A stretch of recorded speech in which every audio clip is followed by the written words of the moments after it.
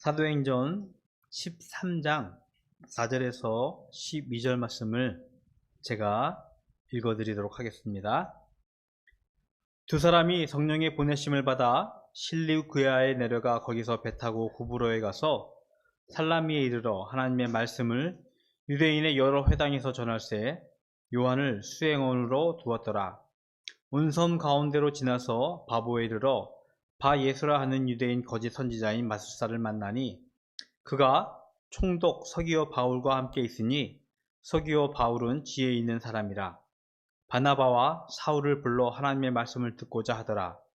이 마술사 엘루마는 이 이름을 번역하면 마술사라 그들을 대적하여 총독으로 믿지 못하게 힘쓰니 바울이라고 하는 사울이 성령이 충만하여 그를 주목하고 이르되 모든 거짓과 악행이 가득한 자요 마귀의 자식이요 모든 의의 원수요 주의 바른 길을 굽게 하기를 그치지 아니하겠느냐. 보라, 이제 주의 손이 내 위에 있으니 내가 맹인이 되어 얼마 동안 해를 보지 못하리라 하니 즉시 안개와 어둠이 그를 덮어 인도할 사람을 두루 구하는지라. 이에 총독이 그렇게 된 것을 보고 믿으며 주의 가르치심을 놀랍게 여기니라. 아멘. 한 달에 한 번씩은 사도행전의 말씀을 좀 묵상을 하고 있습니다. 사도행전 처음 말씀을 묵상하면서 이런 말씀을 드렸어요. 사도행전은 신약의 역사서입니다. 신약의 27권밖에 안 되는 책 중에서 사도행전만이 역사서 책인데 그 역사는요, 교회의 역사를 기록한 책입니다. 예루살렘에 교회가 이제 시작되어집니다. 태동이 되어졌어요. 그리고 사도들과 여러 선교사들이 복음을 전파하면서 교회가 점차로 성장하고 점차로 좀 왕성해지는 역사가 기록되어져 있습니다. 이 사도행전의 말씀을 가만히 읽다 보면 교회가 복음을 전하고 그 복음이 전해진 곳에 교회가 세워집니다. 그 또 다른 교회가 세워진 그곳에 일하시는 주인공을 항상 성경에서는 기록하고 있는데 성령님께서 일을 하셨다라고 성경은 기록을 하고 있습니다. 교회 역사의 특징은요, 성령님의 일하심을 반증하고 있다는 것입니다. 교회가 세워지고 성장하고 부흥하는 것, 인간의 노력, 인간의 애씀, 물론 하나님께서 우리에게 주신 명령이기도 하고 우리에게 주신 삶의 소명이기도 합니다. 하지만 그것을 가능케 한 것이 성령이었고 그 성령의 일하심을 통해서 교회의 역사가 차츰차츰 부흥하는 모습을 사도행전은 기록을 하고 있습니다. 교회의 비전 그리고 교회의 정체성은 이 성령의 일하심에 있음을 우리가 기억하고 순종하기를 기도합니다.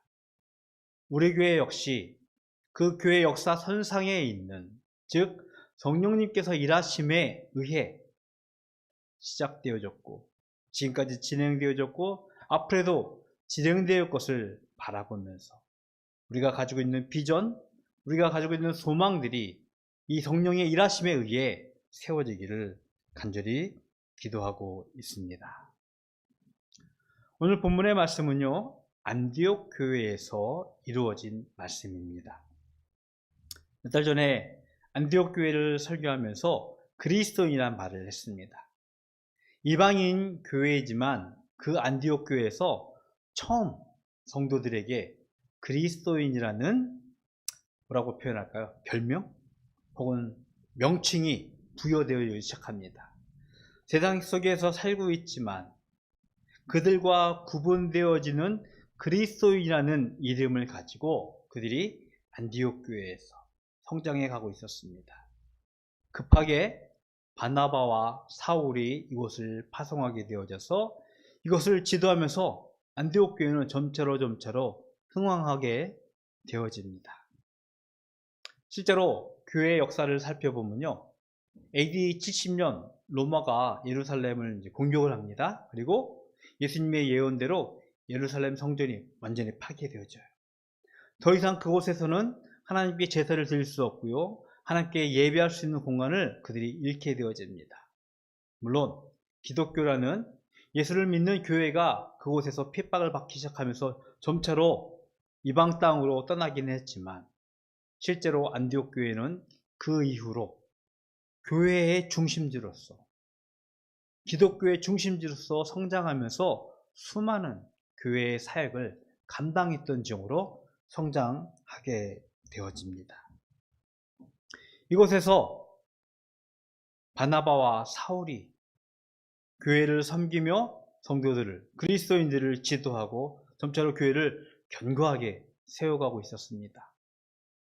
어느 정도가 시간이 지났는지 모르겠는데 바나바와 사울에게 또 다른 하나님의 부르심이 있게 되어집니다.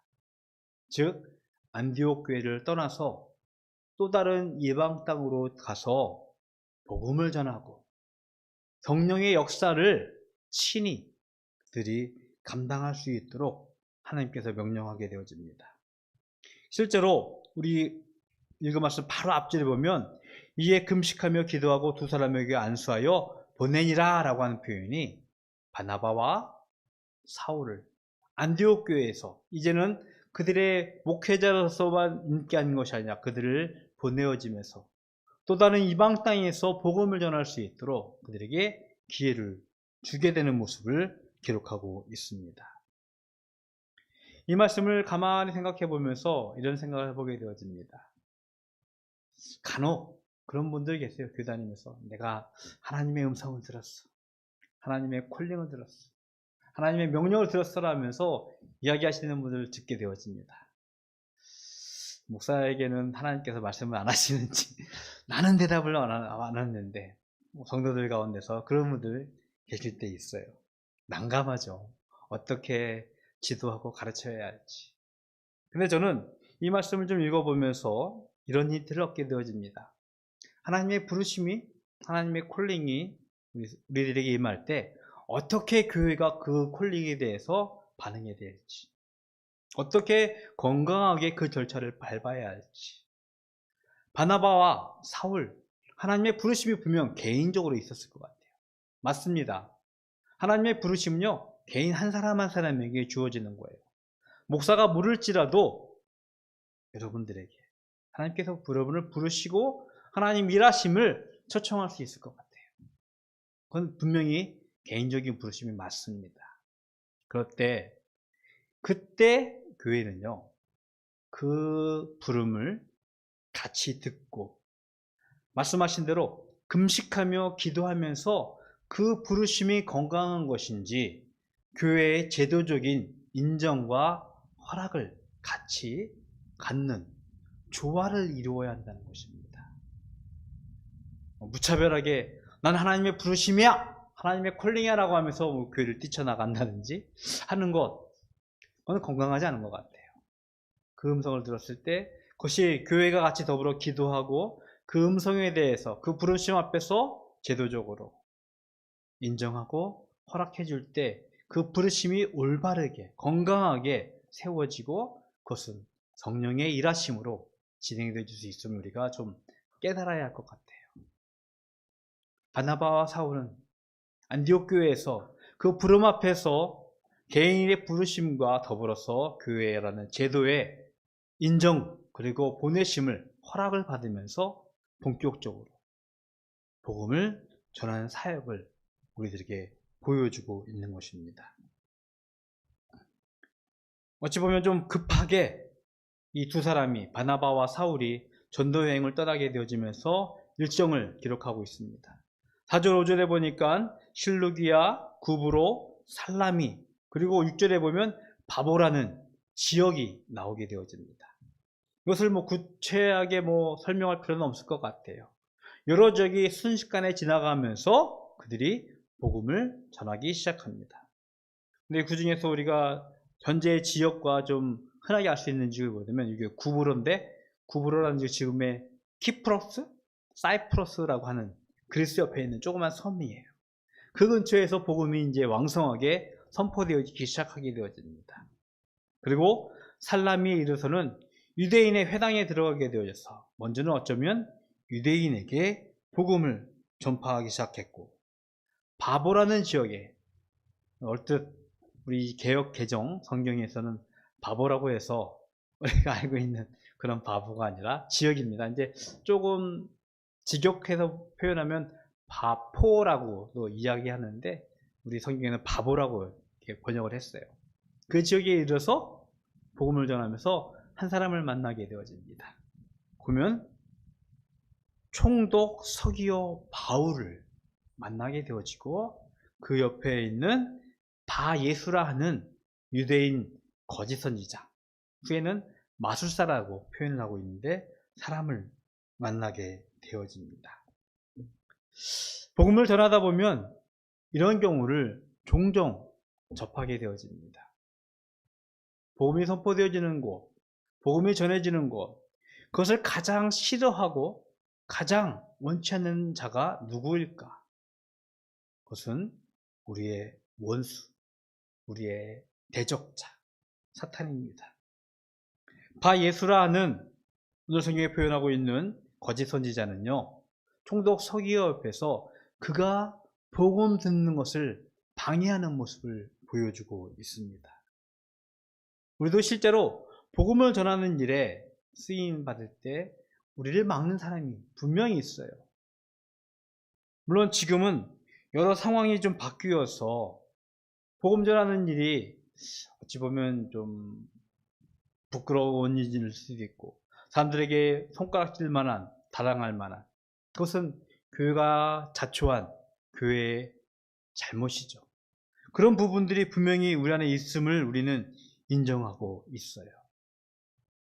어저께도 제가 동암역을 갔다 올 일이 있어서 동암역 앞에 피켓 들고 전도하는 분들을 몇 분 뵀어요.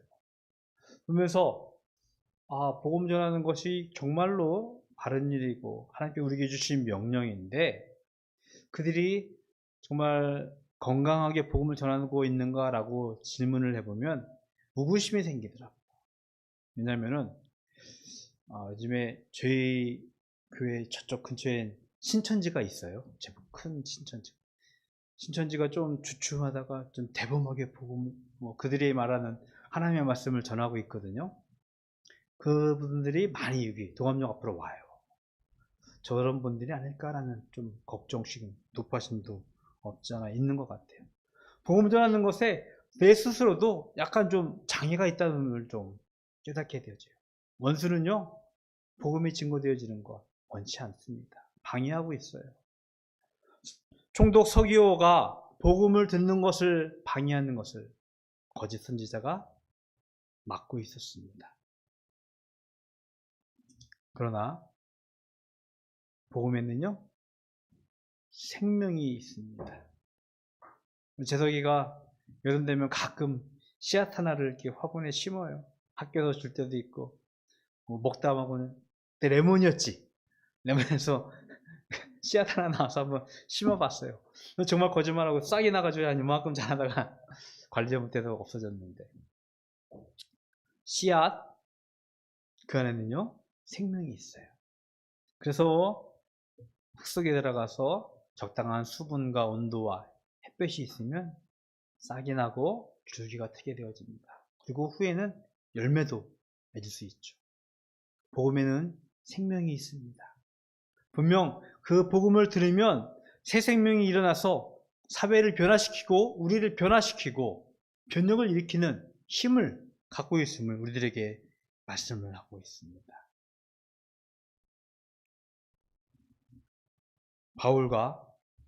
바나바와 사울이 복음을 전하는, 생명을 전하는 일에 하나님 앞에 쓰임받게 되어지는 모습을 성경에서 말씀을 하고 있습니다. 이때 여기서 재미나는 장면이 하나 있습니다. 어떤 장면이냐면, 이 마술사 바예스라고 하는데 엘루만을 보면서 사울이 그를 쳐다보는 모습이 9절에 표현하고 있습니다.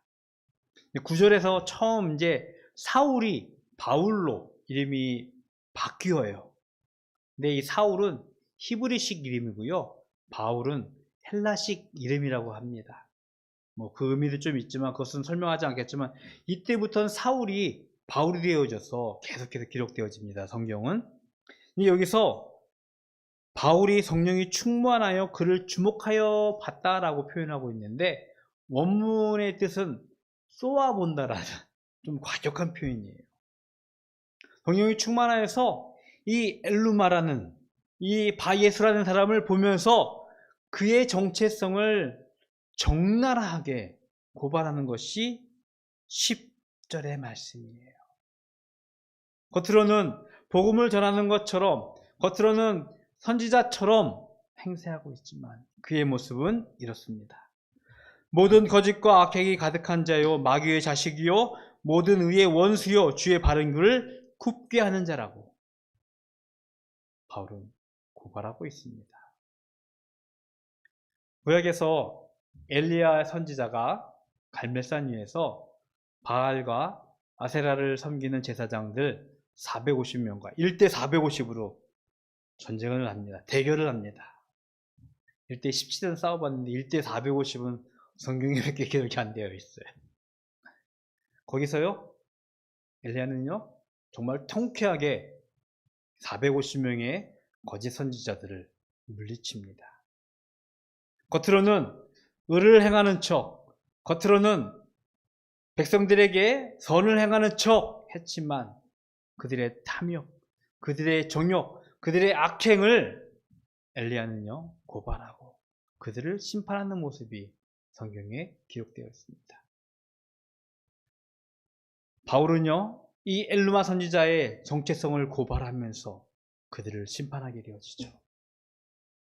그들이 그의 눈을 가릴 것이다, 더 이상 앞을 못 볼 것이다 라고 하자 이내 엘루마는 앞을 못 보게 되어집니다. 드디어 바울은요, 총독 서기오에게 복음을, 하나님의 말씀을 가르치면서 그가 놀랍게 받아들이는 모습을 보게 되어집니다. 물론 성경은 이가 어떻게 되었다라고 기록을 하고 있지 않아요. 그가 복음을 받았다라고 성경에서는 그 결과를 말씀하고 있지는 않습니다. 하지만 분명한 것은 그 이후로 복음의 역사가, 말씀드린 대로 그 복음이 생명이 되어서 온 세계를 변화시키는 모습을 성경에서 말씀을 하고 있습니다. 성경을 하나 읽어드릴게요. 사도행전 1장 8절의 말씀입니다. 오직 성령이 너희에게 임하시면 너희가 권능을 받고 예루살렘과 온 유대와 사마리아와 땅끝까지 이르러 내 증인이 되리라 하십니다.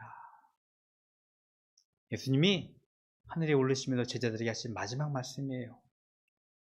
예수님의 복음이, 하나님의 말씀이 처음에는 예루살렘에 머물고 있었습니다.